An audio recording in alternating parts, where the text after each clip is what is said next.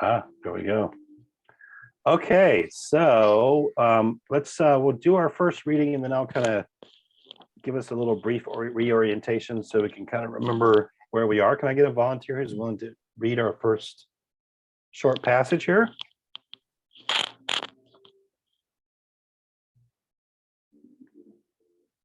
I've got it. All right, great. Thanks, John. During those days, he went out to the mountain to pray, and he spent the night in prayer to God. And when day came, he called his disciples and chose 12 of them, who he also named apostles. Simon, we named Peter, and his brother Andrew, and James and John, and Philip and Bartholomew, and Matthew and Thomas, and James, son of Alphaeus, and Simon, who was called the Zealot, and Judas, the son of James, and Judas Iscariot, who later became a traitor.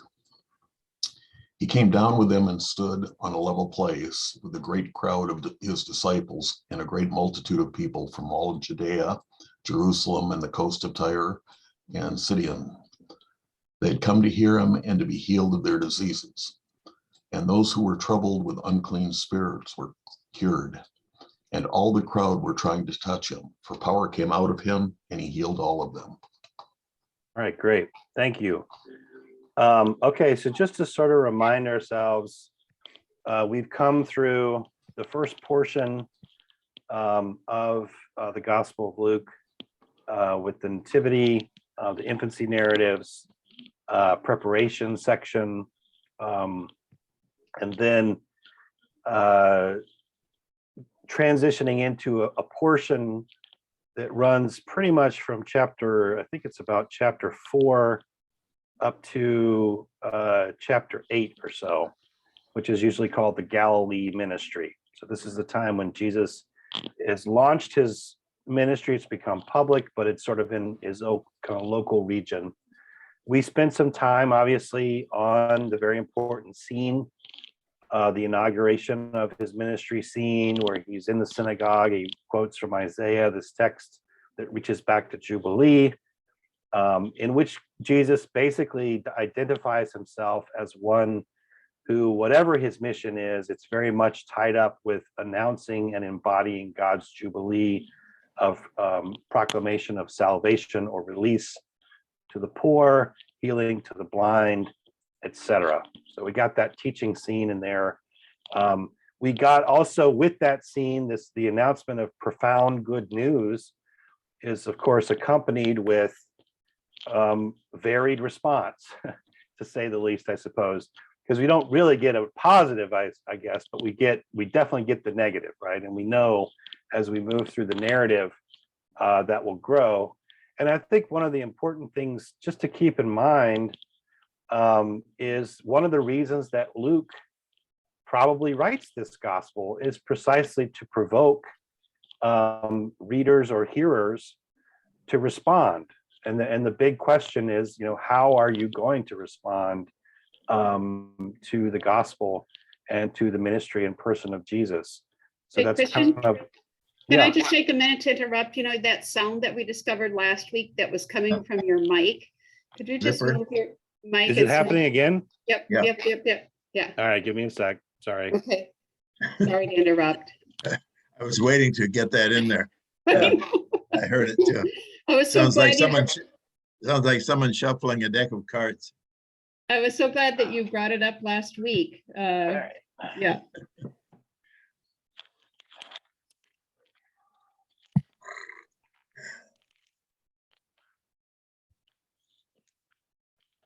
Okay, we should be better. We should be better now. All right, thank you. All right. Yeah, sorry about that. Unless I scritchy scratch while I talk, then I can, then we'll have it. Okay, so that was a couple of weeks ago, or at least that was at least 2 sessions ago. Obviously, we took a little bit of time off around Thanksgiving. And then last week, we kind of skipped a little bit of material, but we transitioned into chapter 5. And one of the points I tried to make regarding that chapter and several of the passages that kind of flow out of the scene in chapter 4 is that in chapter 4, with this scene where Jesus announces his ministry, he says who he is, And then as you go through scene after scene, you see him doing the things that he said he was going to be doing, right? So he is healing the paralytic. He heals the man whose friends bring him and set him before Jesus.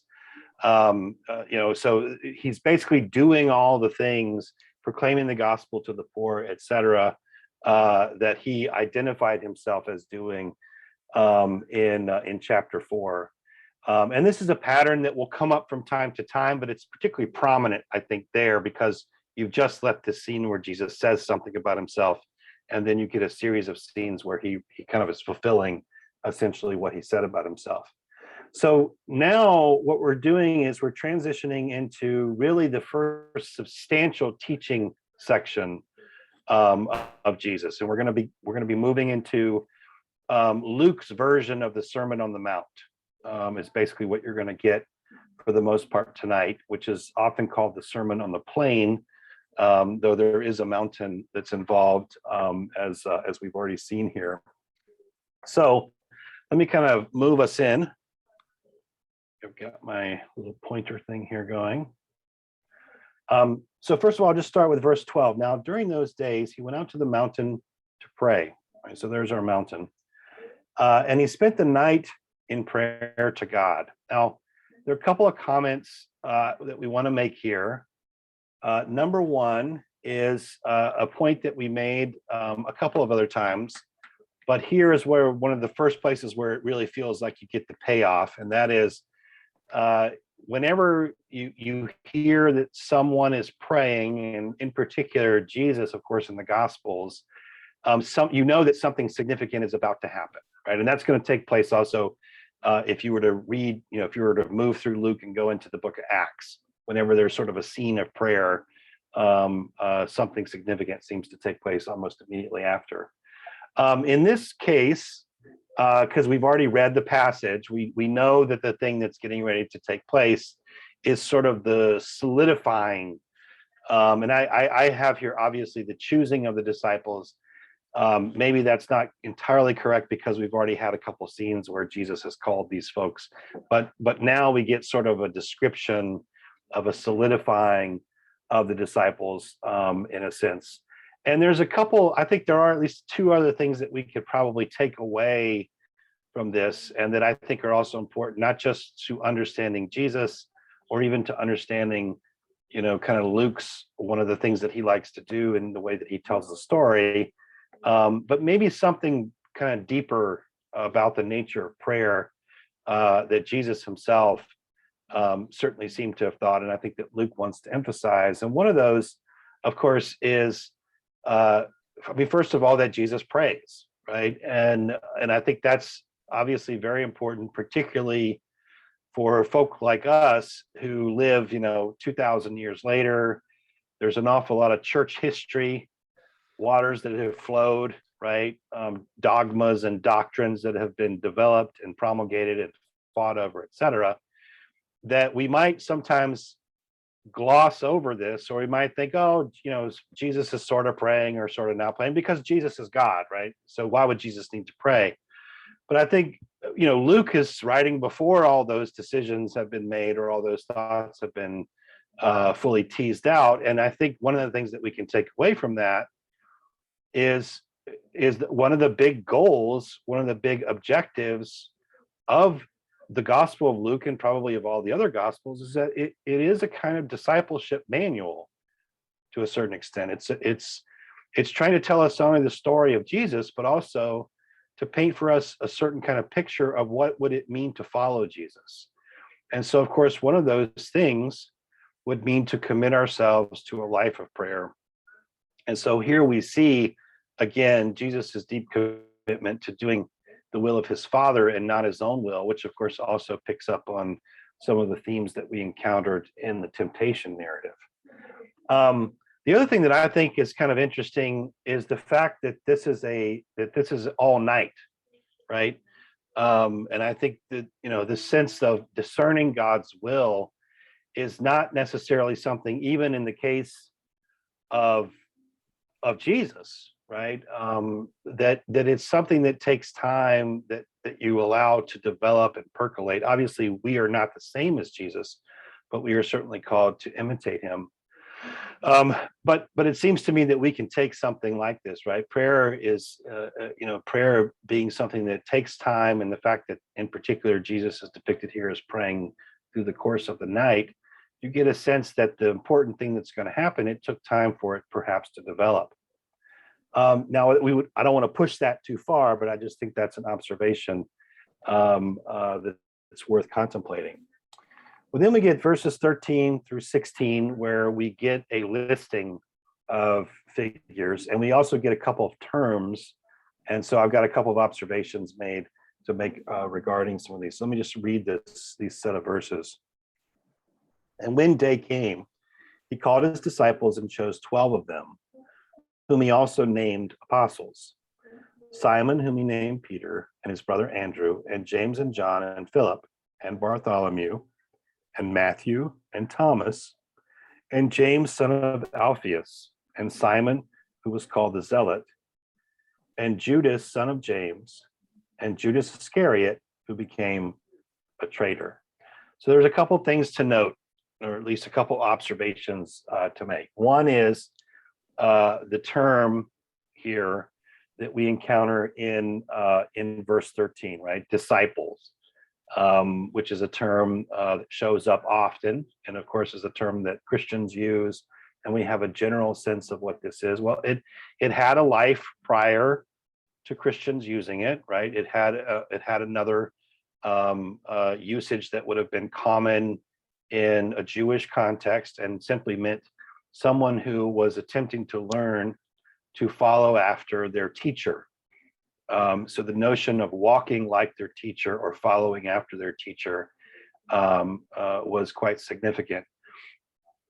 And in particular, the notion of walking a certain way, that was sort of a euphemism that you will find that meant to like follow the law, to walk according to a certain kind of way or a certain interpretation of the law.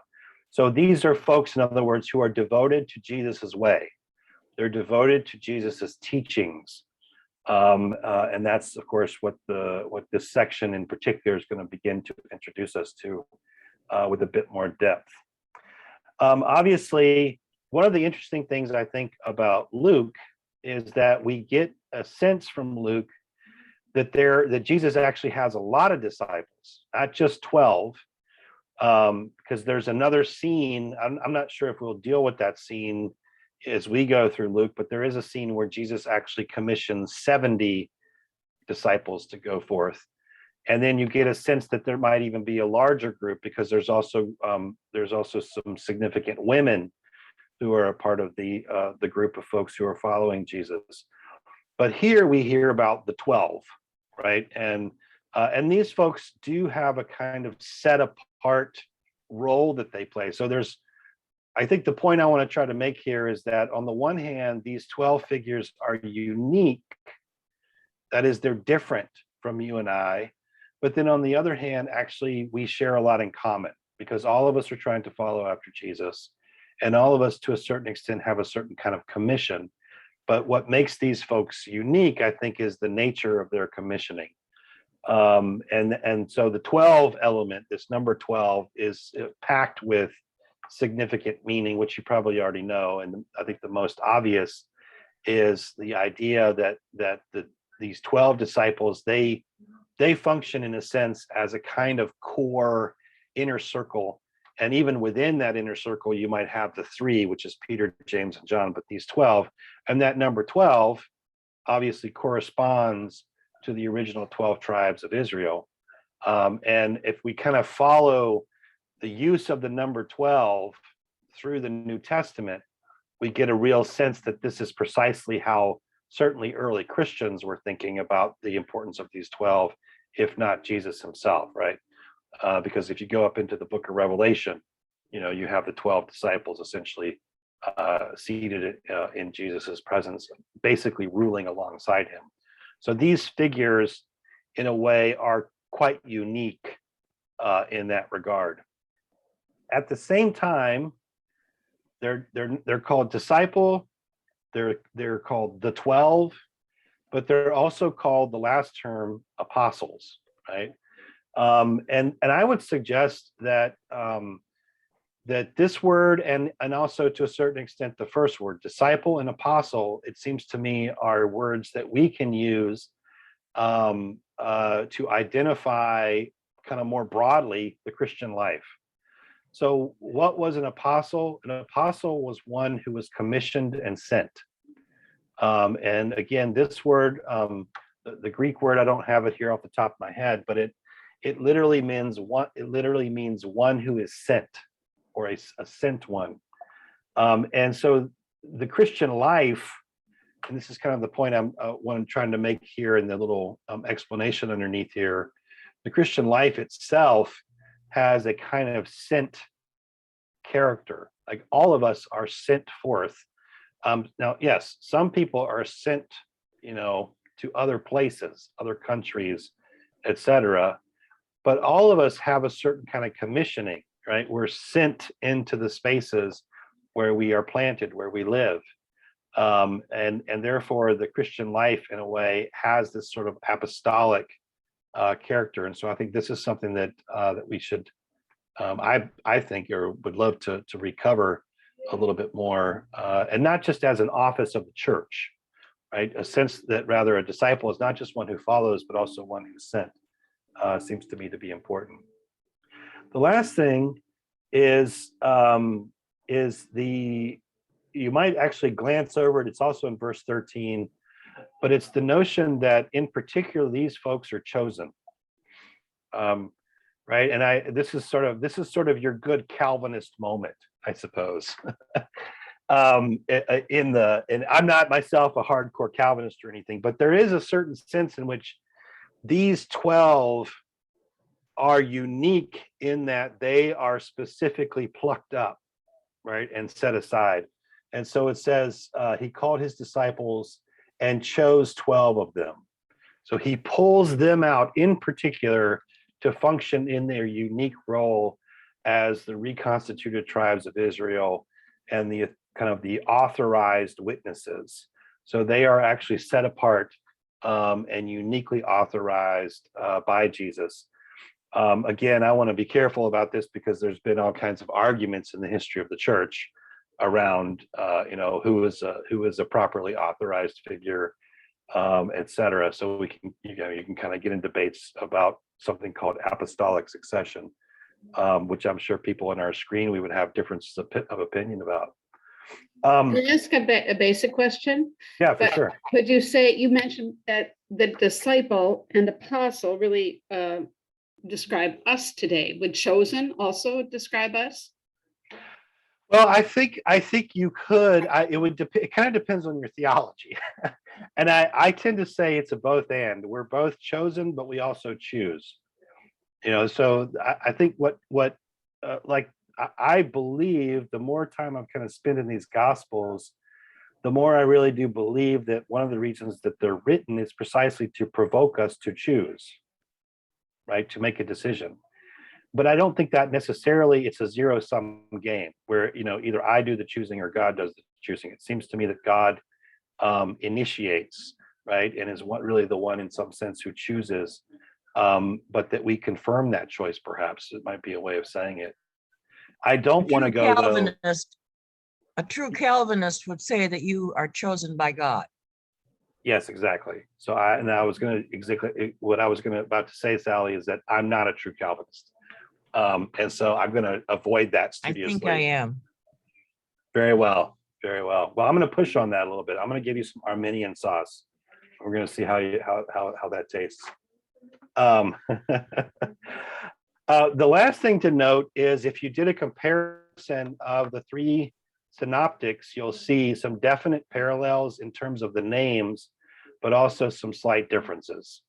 And I'm not going to go into a great amount of detail about that, but you will notice there are a couple of names that are changed or different in the other Gospels. I think actually Mark and Matthew are the same, but it's Luke that really differs in a sense from Mark and Matthew.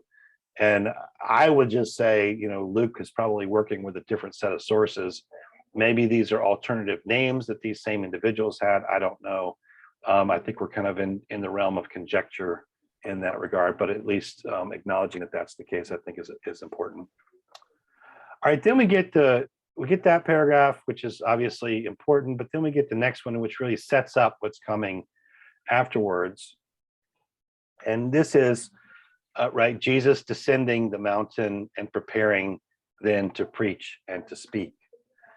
So verses 17 through 19. So he came down with them and stood on a level place with a great crowd of his disciples and a great multitude of people from all Judea, Jerusalem, and the coast of Tyre and Sidon.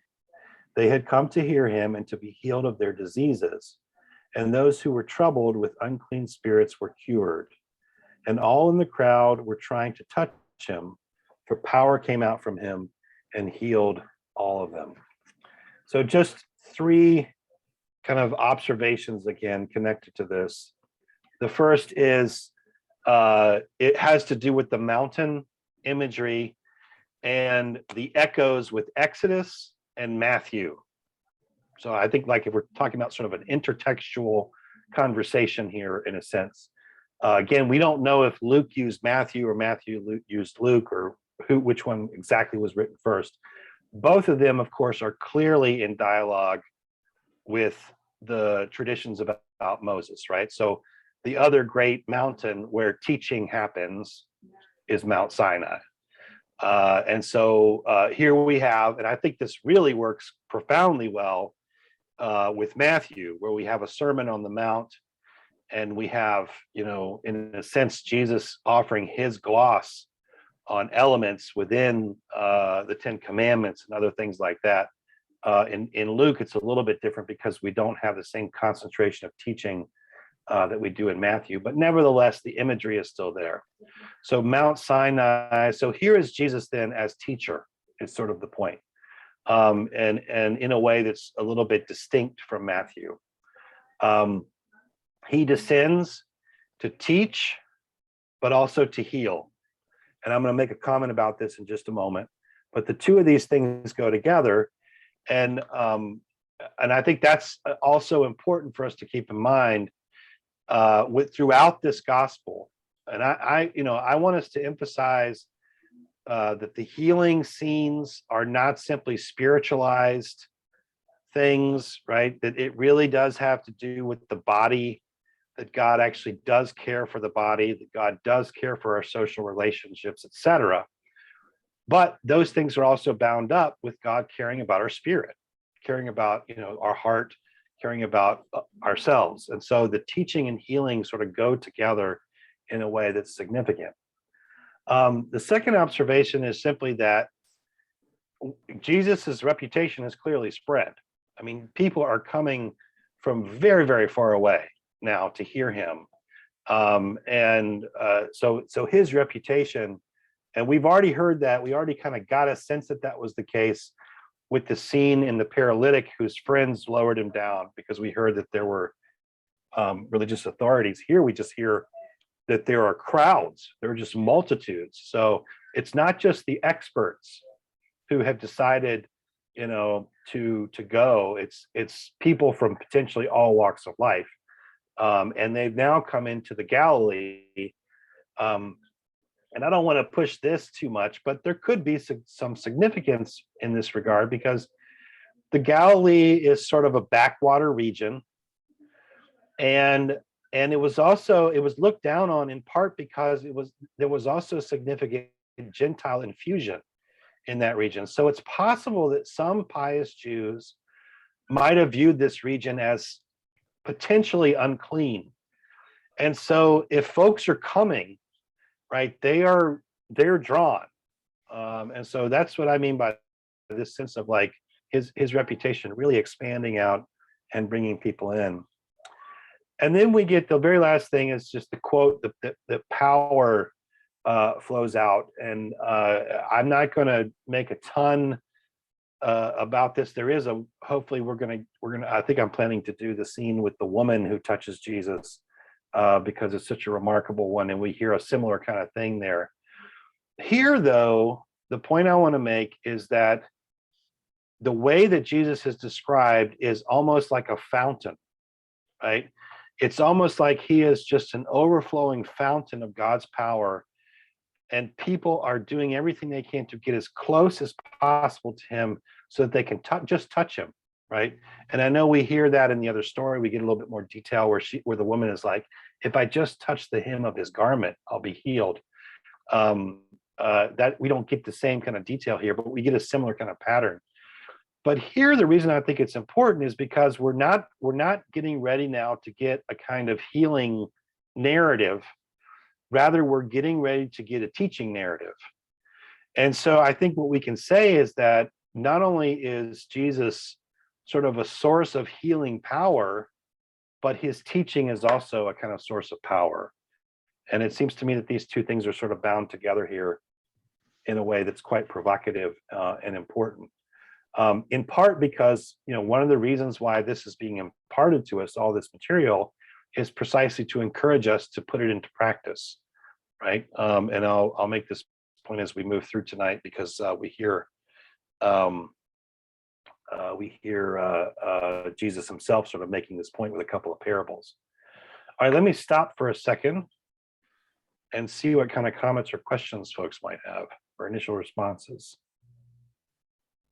Were the names of the apostles, Christian, there's 2 Simons, 2 Judas, 2 James.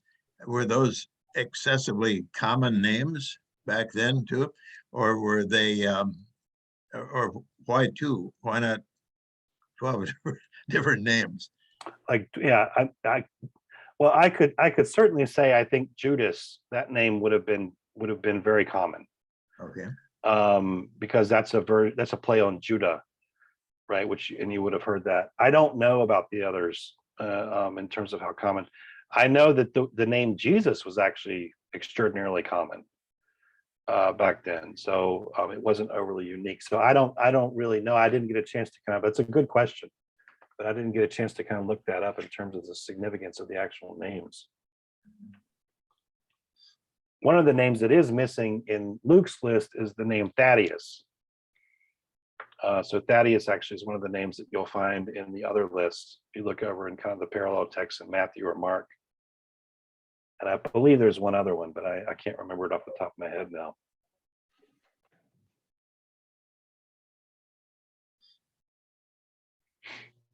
Other comments or questions?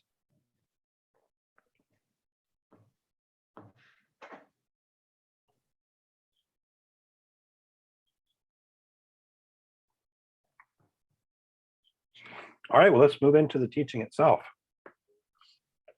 Can I get a volunteer who is willing to read our opening verses of the Sermon on the Plain?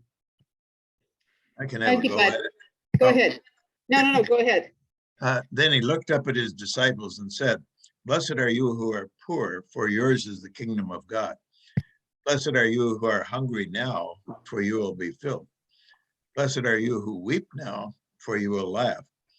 Blessed are you when people hate you, and when they exclude you, revile you, and defame you on account of the Son of Man. Rejoice in that day and leap for joy, for surely your reward is great in heaven. For that is what their ancestors did to the prophets. But woe to you who are rich, for you have received your consolation. Woe to you who are full now, for you will be hungry. Woe to you who are laughing now, for you will mourn and weep. Woe to you when all speak well of you, for that is what their ancestors did to the false prophets." Nice work, huh? I guess it pays to be poor and Yes. hated, reviled, and all that, rather than successful, I guess.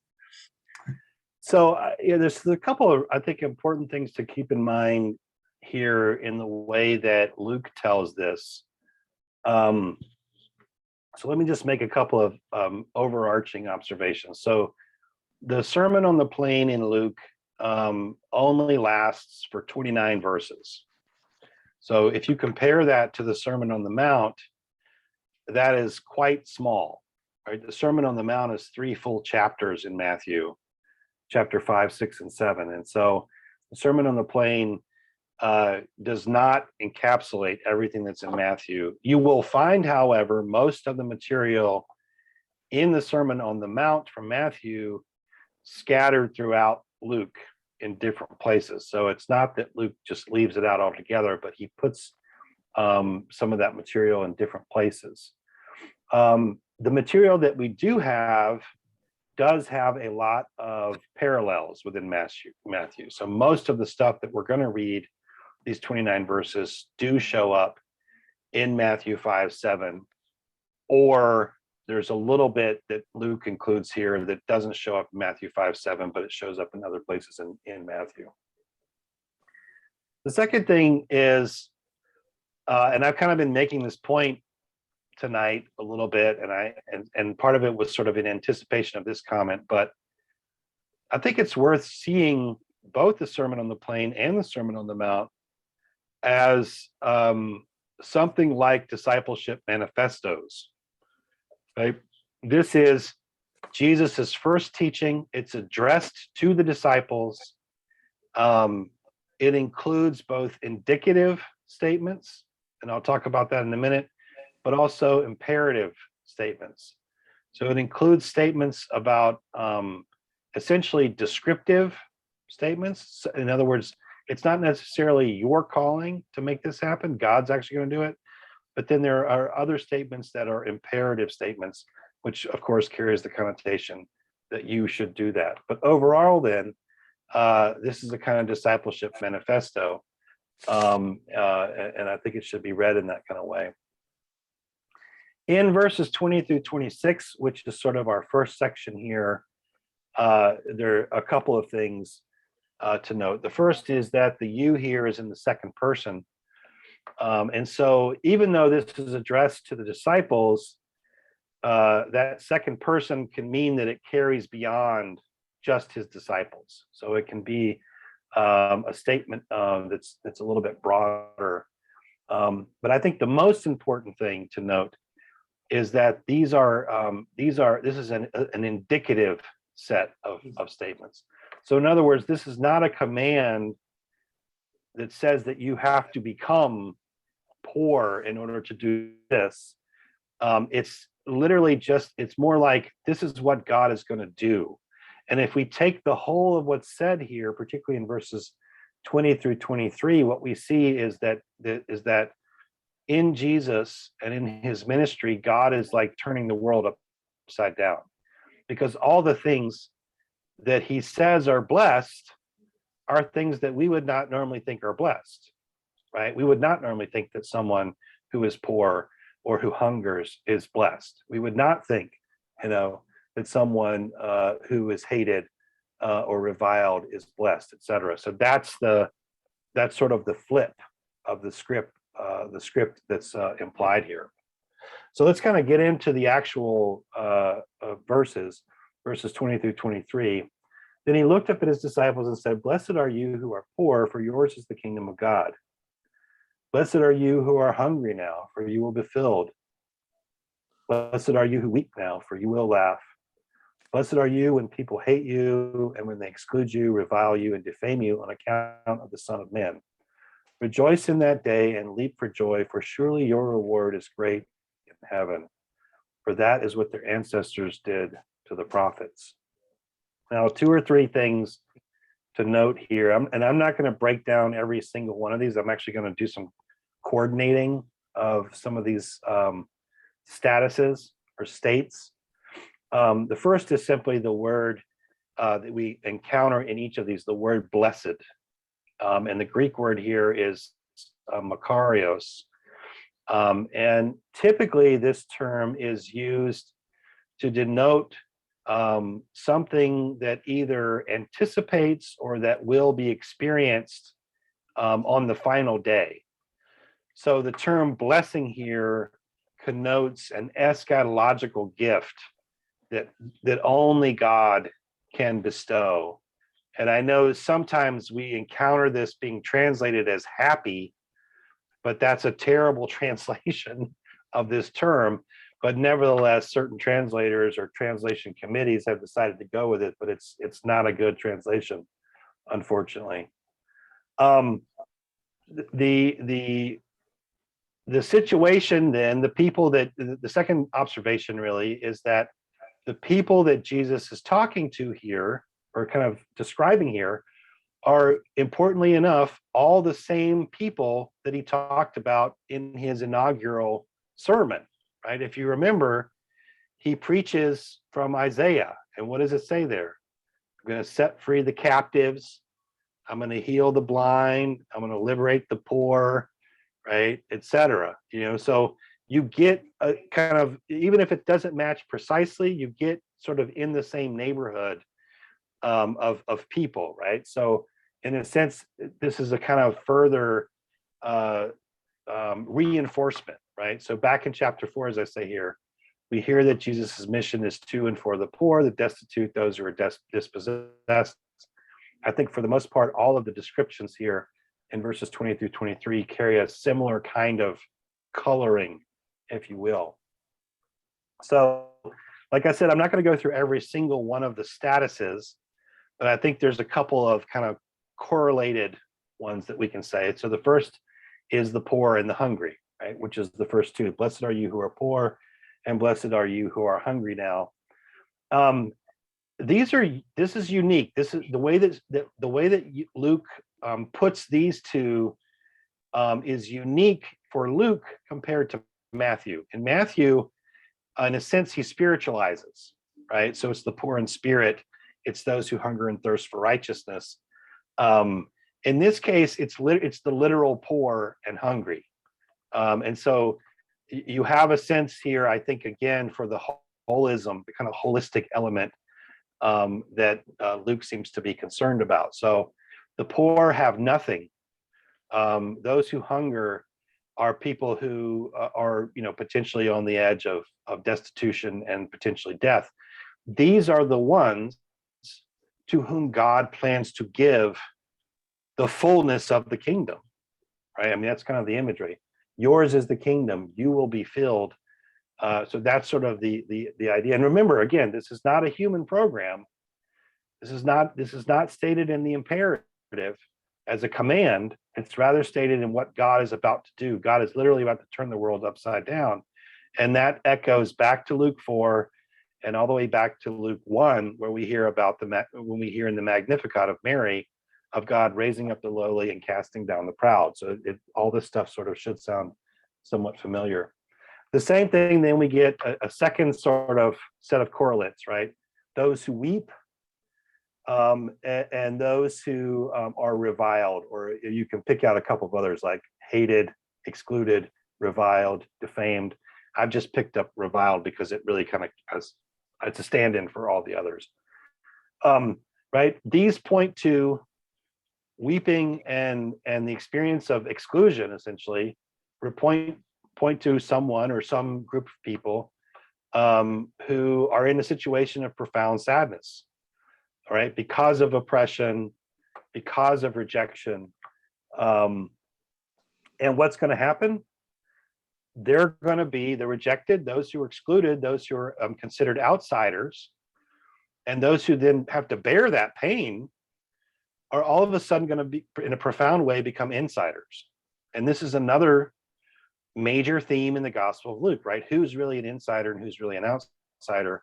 One of the central problems with the religious authorities is precisely the fact that they don't seem to realize that they've got it wrong. What they think is an insider, what they think as a person who's blessed, is in fact the opposite, right? So the rejected, those who are persecuted, right? And of course, he gives us persecuted, particularly on account of the Son of Man. And that's not, by the way, just because you confess. I want to make that quite clear. It's not just because you wear a cross or you confess Jesus or you say you're a Christian. It's because you live like one. It's because you follow the way of Jesus, the way of mercy, the way of justice. That's why Jesus gets killed. He gets killed because of the way he lives, what he does, what he is about. And so that's the idea, in the sense that seems to me to be at stake here. Well, those people are going to experience joy, and the expression of that joy, right, which is laughter, right? So rejoice in that day and leap for joy, for surely your reward is great in heaven. I don't have a thing here, but I would note that the leaping for joy is also an image that you will find in some of the prophetic texts, that's an experience that those who are going to meet their Lord at the end of all things will make an expression of that.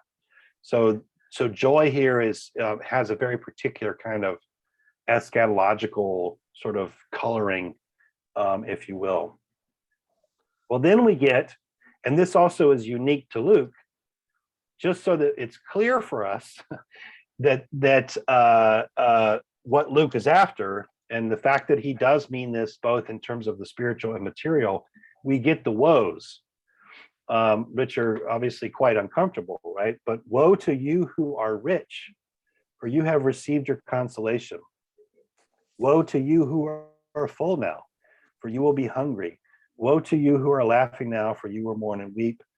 Woe to you when all speak well of you, for that is what their ancestors did to the prophets. Now, I want to make a couple of comments here. And number one is to get back to the overarching point of this entire opening salvo, which is Jesus basically giving a little bit more flesh on the bones of the idea that part of what God is doing in Jesus is turning the world upside down. So just remember that that's the case. So if you're going to have blessings of people who don't seem to be blessed, then it stands to reason that you would have woes to the people who do seem to be blessed, but in fact are not. And so that's at issue here. The second thing is the idea, right? And what's really attacked here, or what's really critiqued, is precisely a problem that you will discover as you go through the Gospels, which is that human beings value one thing, but God values something very, very different. Human beings value wealth and power and honor, and God values mercy and humility and justice. And so that sort of contrast is also, I think, at play here. And of course, you can imagine, right, hearing this, how hostility against Jesus would begin to rise, not just because it sort of attacks a few individuals who happen to be wealthy or happen to be well-fed or whatever, but because typically those individuals have an awful lot of power. And I think that's sort of the last thing. I don't have a bullet point here, but the last thing I want to make clear is that I think personally that if you read between the lines 24, 25, and 26, there's a certain sense in which this is not just people who are sort of rich in a kind of neutral fashion, but more than likely people who have enriched themselves at the expense of someone else. More than likely people who have fattened themselves at the expense of someone else. So obviously this is a completely between the lines, but I do think it fits into the bigger kind of narrative and arc.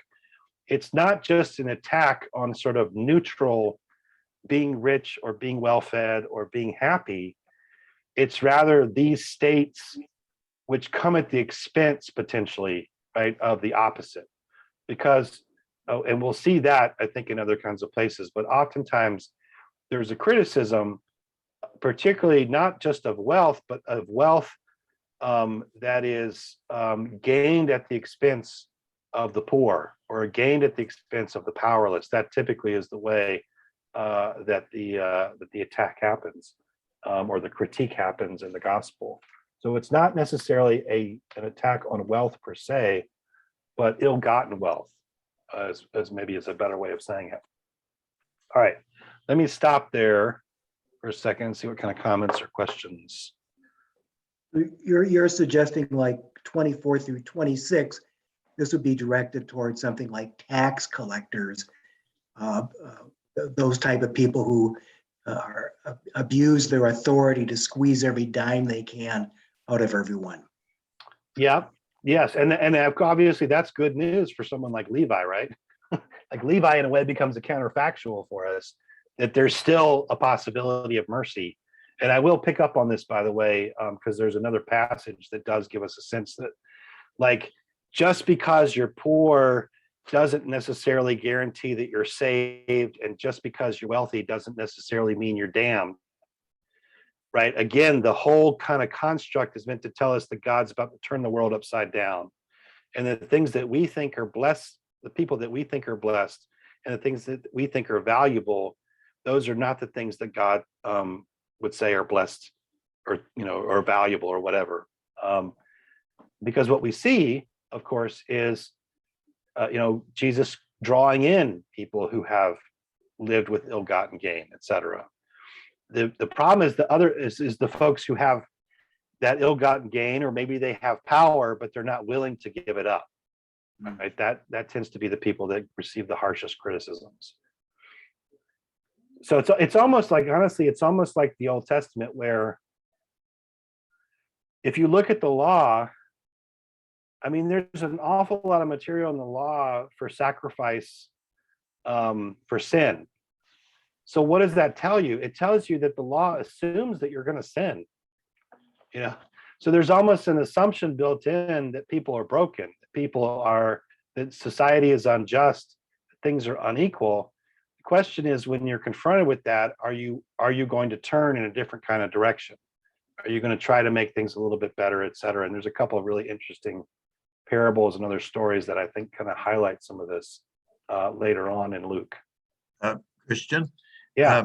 I asked you this, I don't know, a couple of weeks ago, I know, the eschatological. I think you said that had to do with the kingdom of God. Yeah. Right? Yeah. That's right. Yeah, so that eschatological carries with it, I would say, two things. One is kingdom language, but also that sense of the pinnacle moment, right? So in other words, there's something in the life of Jesus, in the ministry of Jesus, there's something about him that is the pinnacle, right? And in a sense, I think I mentioned last time that from the perspective of the Gospels, since the coming of Jesus, we've been living in the quote unquote end times. Like, the end times are not necessarily in front of us; they're actually all around us. We've kind of been living in that sense of, or at least that's the way we're called to understand our lives. These are great questions and comments. Other questions and comments? So if you look at that, your definition of blessed, which is something that anticipates what will be experienced on the final day, does the term hungry and poor in this passage 20 to 22, does that mean hungry? I mean, without food. Yeah, I think it does. I think in Luke, it certainly does. I think in Matthew, it's a more spiritual quality. Yeah, that's what I thought too, but I didn't know here what it was. Yeah, I think here, like, it's just a straightforward material condition, because you wouldn't think the hungry are blessed. No. And you wouldn't think the poor are blessed. And I think Luke's whole point, the way that he understands what Jesus is saying here, is that that what God is doing in Jesus is just turning the world upside down, and turning, therefore, our interpretation of the world upside down. Right? Because you and I, would we say that someone who's poor is blessed? I know. Yeah, I mean, we probably wouldn't. We would struggle with that.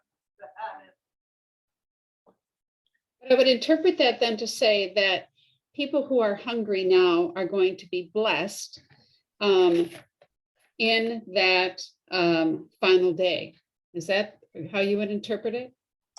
I would interpret it that way, but also I think what we can say, given the way that Jesus seems to understand himself, that in a sense he is sort of rolling out the final day. So who is it that he's constantly going to? He's constantly going, right, to the sinners, to the people who need help, to the poor, to so yes, to the long-term final day, but in that moment in which we're here in the narrative, like, his ministry is aimed not at the powerful. Right. right? And that's, of course, something that irks them. And we see that, one of the things I love about some of the Luke's nativity stories, particularly with the shepherds, is the fact that, the angel goes to shepherds. The angel doesn't go to the palace or to a propagandist, or you know what I mean? Like they go to the people who are average everyday people, and it's sort of like it's a turning upside down of who's really important, who's really the insider, who's really the outsider. Thank you.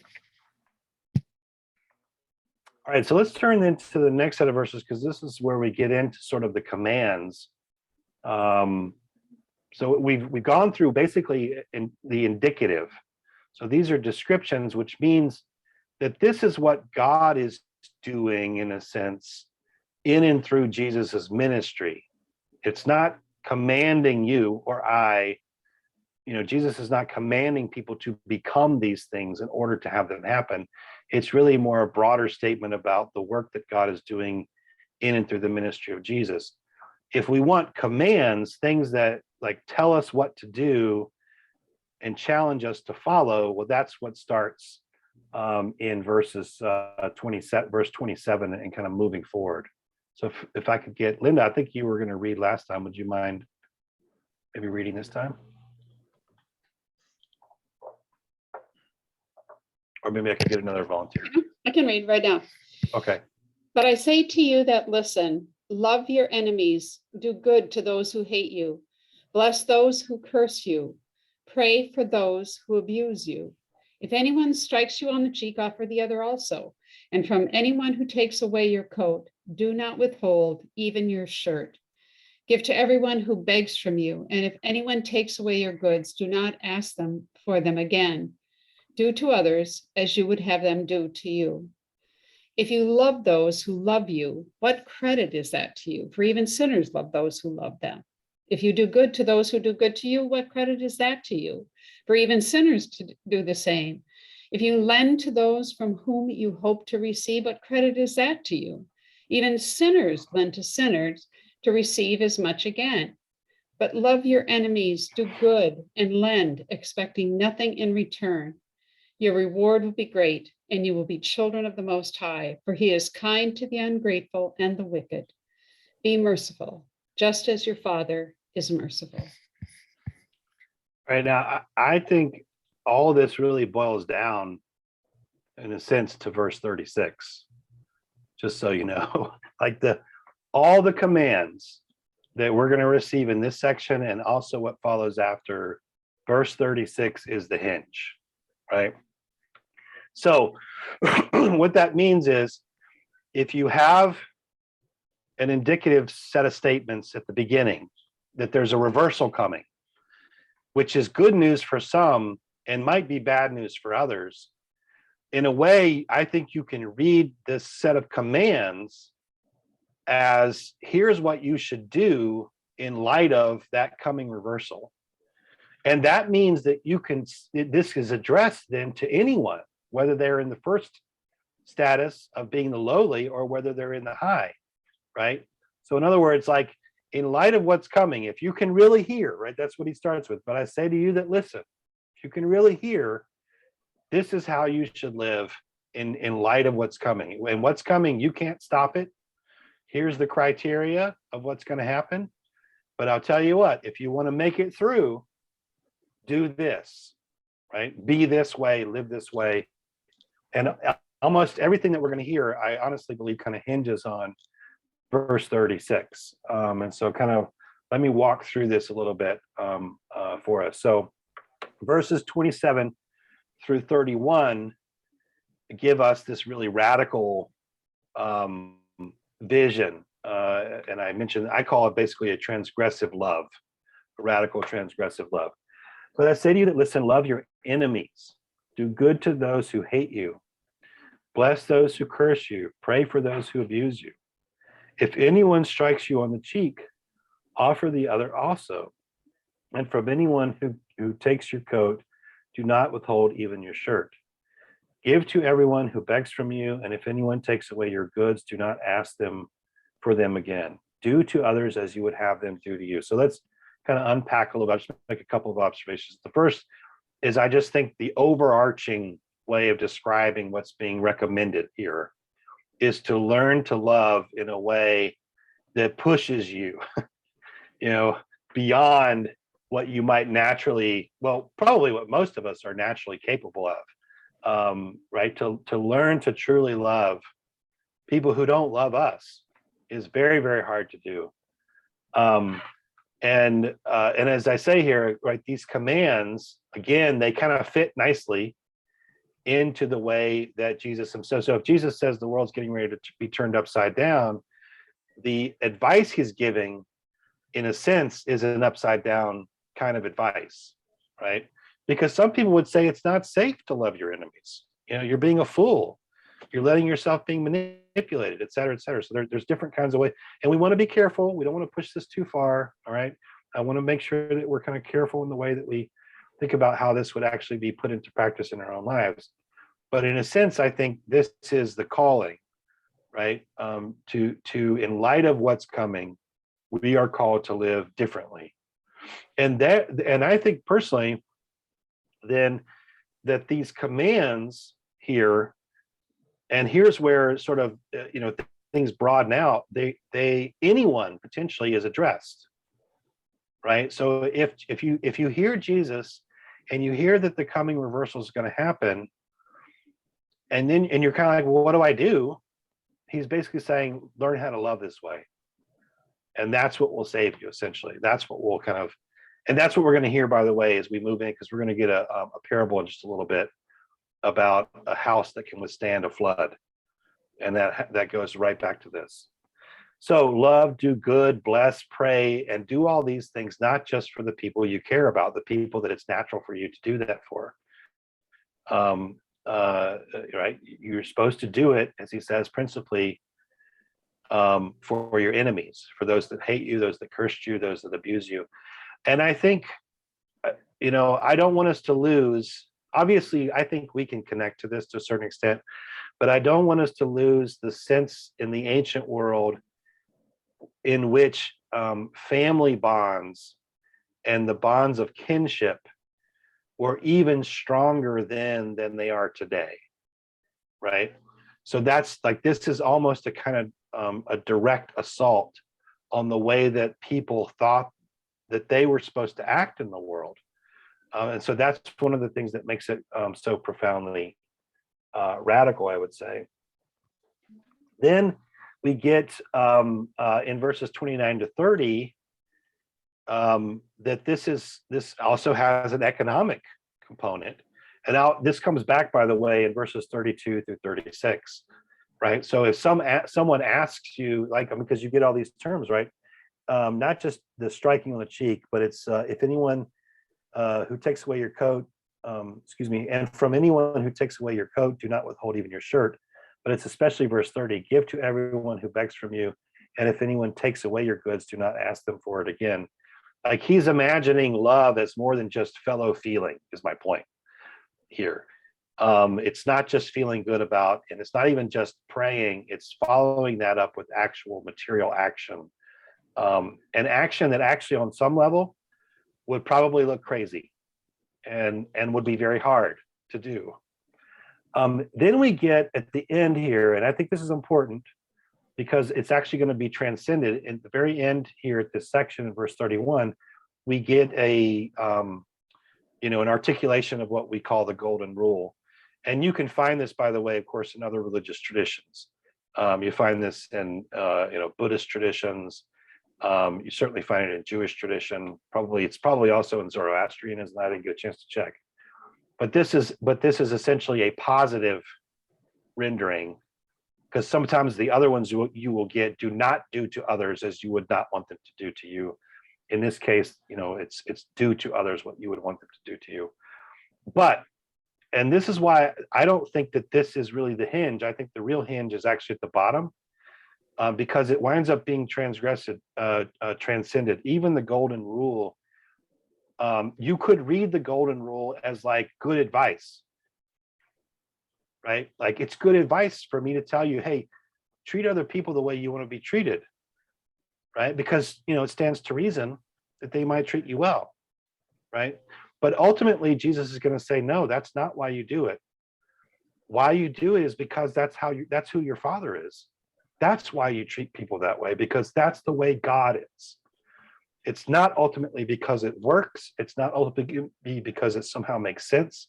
It's because that is how God is God. And that's what he's essentially saying, I believe, down in verse 36.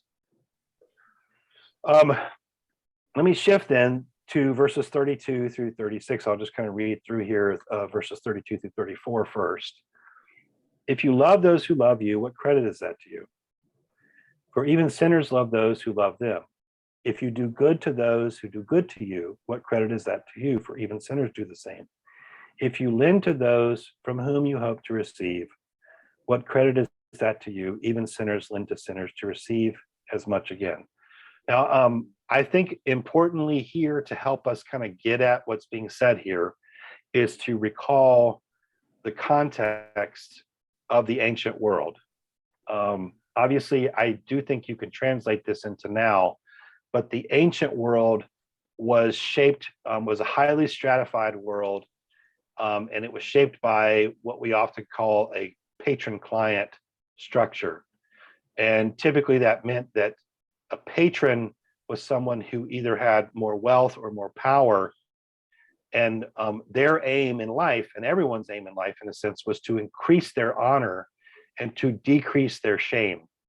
And one way that you increased your honor was to gather around you many clients.